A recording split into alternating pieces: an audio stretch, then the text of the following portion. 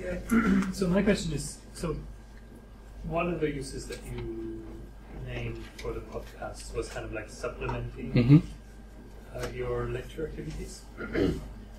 And so I wonder what you see is sort of the added value of the video content there as opposed to some other form of delivering that. So there, you were there basically giving instructions or extra information about the reading, where you filmed yourself doing that, but you could have just as well, you know, written that and put that, given that out as a handout, put it up on a web page.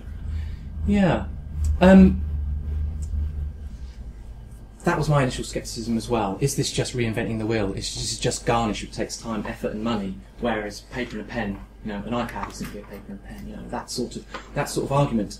And it was only when going to more national conferences about this stuff and thinking, students don't think that way. I think we think that way because that's how we were kind of brought up and educated. You know, we'll look at a handout. Students tend not to then. They're so interactive, even in schools and sixth form. This is the media that students are using. And the idea that they'd be spending a hell of a lot of money in tuition, coming to university, and then stepping back into 1985 and using overhead projections and everything's on a handout and this is all you need, is a different way, you know, I think is a step backwards. I would like to think also that putting stuff in this way, you can make sure you are raising the issues you want to raise more conversationally, perhaps. They might feel as if they are engaging with, although a kind of a version of yourself, rather, you know, they feel as if they're having contact, and it might inspire and make them more actively consider the sorts of questions that written down in black and white might not get at. I think to add to that, you can put more emphasis and more personality into it if it's spoken as well as rather than just written down. Yeah. Right. Hi. Thank you for that. I thought it was very interesting and certainly generated some ideas. Are any of your students mature students? Because you said, you know, it's their will and they come from sixth form. I'm teaching a postgraduate course, and many of my students are doctors and GPs, and certainly the majority are over 40, so it would be a paradigm shift for them. So did you have support in place if it was a summative assessment for those people who it would be new technology? Yes. Didn't have the sorts of students that you might have. Had mature students and a master's level, had a lot of overseas students. And it was the overseas students in a postgraduate version of the module we were running that were initially had most trepidation about it. Once they got over the initial hump of inertia, it was a duck to water. How do we get them over that hump, I guess, is part of your question. And we had the software. We use particularly Camtasia, but there's a range of other softwares out there. And that software was bought through the university grant I mentioned at the beginning. And I had a session in the computer studio and took them through how we use the software, how we put stuff into the clip bin, how we use the timeline, how we use sound, how we overlay sound, etc., etc. And I don't want to give the impression that I am somehow some sort of techno-literate individual. I was going to say techno-literate as the next person, but that doesn't really work in this scenario. But, you know, the notion that if I could do it, they could do it too, and they could. And so just giving examples, showing how to actually do it, got over that initial trepidation. And that was with the kind of the older students and the more overseas students. The more undergraduate students were just going, Virgil, of course, don't need to tell us this.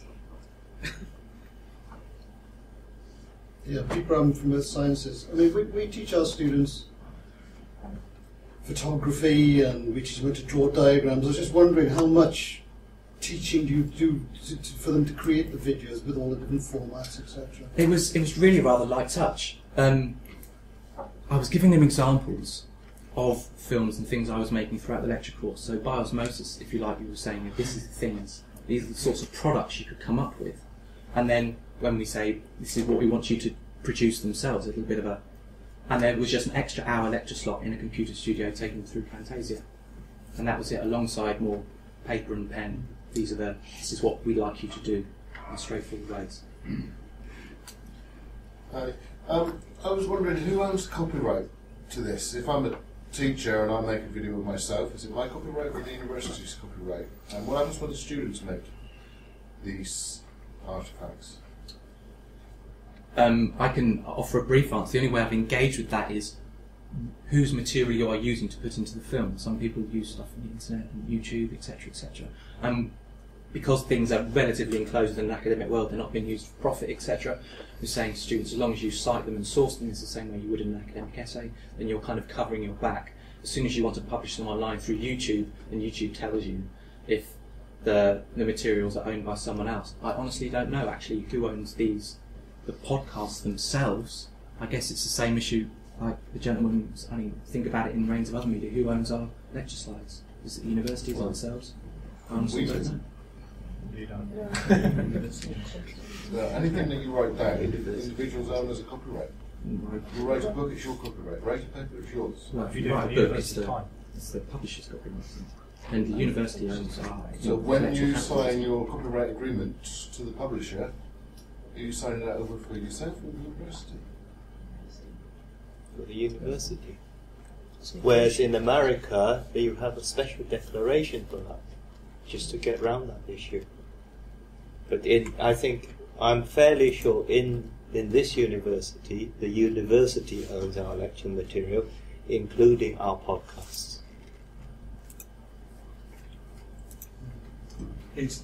I'll add to that, but I don't want to go off on too great a tangent. It's very complicated.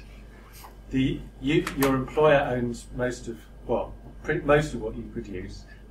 Our contract, Cardiff University, signed back most of it, but not teaching materials, so they own the slides and answers that question.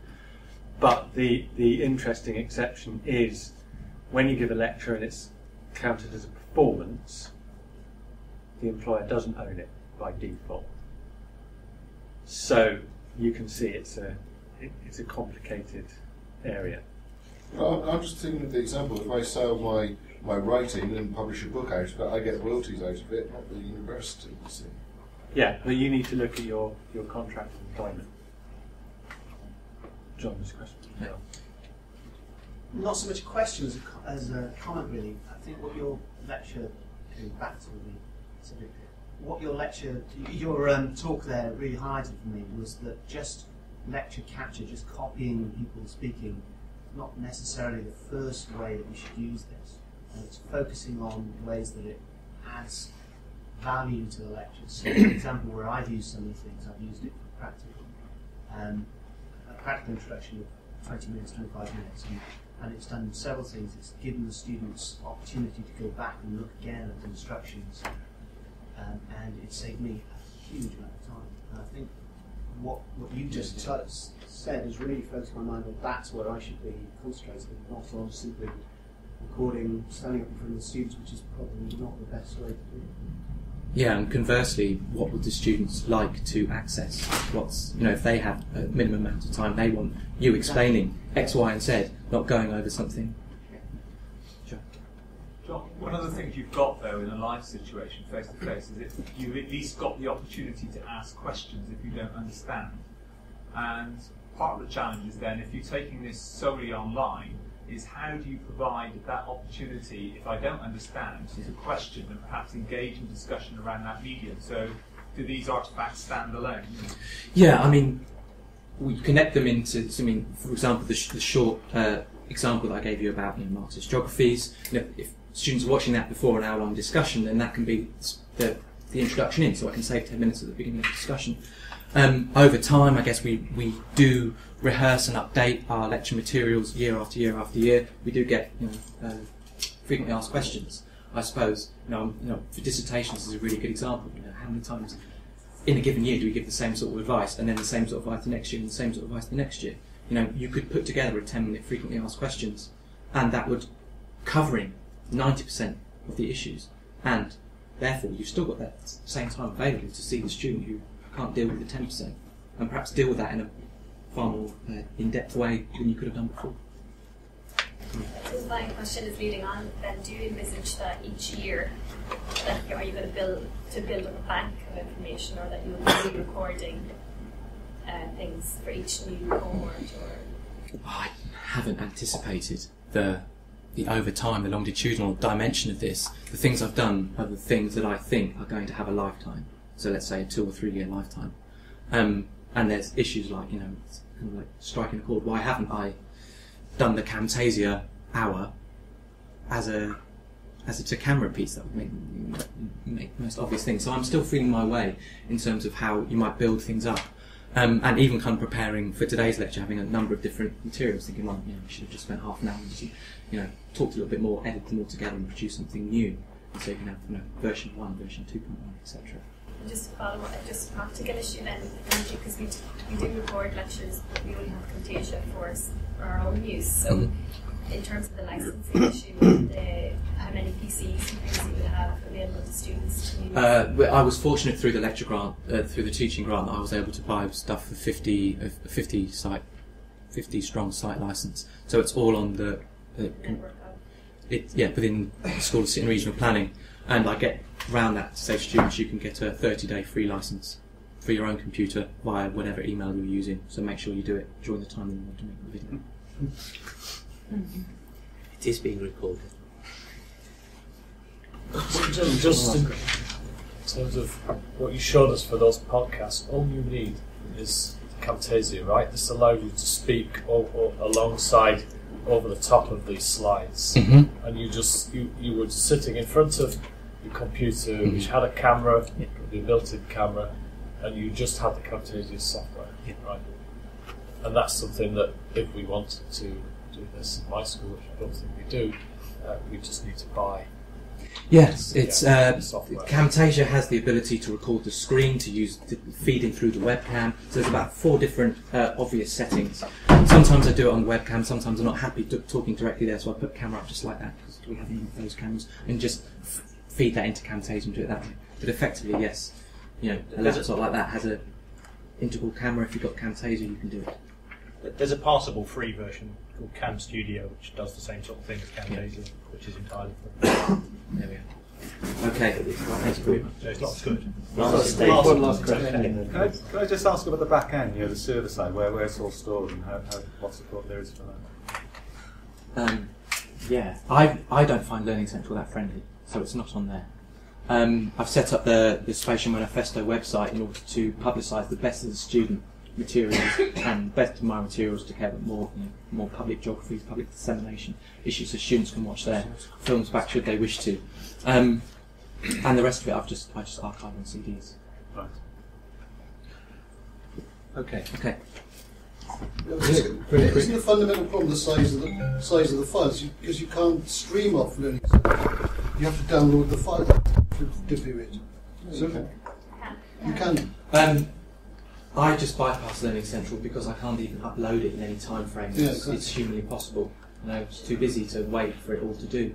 So just direct via YouTube and put the YouTube. But with YouTube, how do you stop other people looking at it? If you put it on YouTube, anybody can see it. Well, you can set up particular user groups for YouTube, so it's not publicly accessible.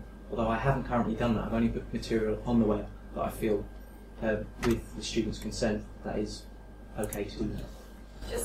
I'm using it with Learning Central, and you upload the file, the HTML file, and you can play it from there, so the student doesn't need to download the file and play it on it.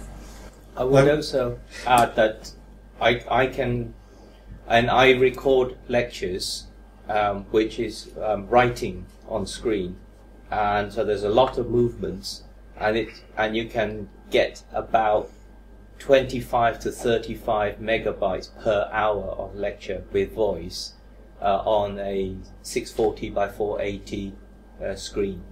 So it is well within manageable broadband speed.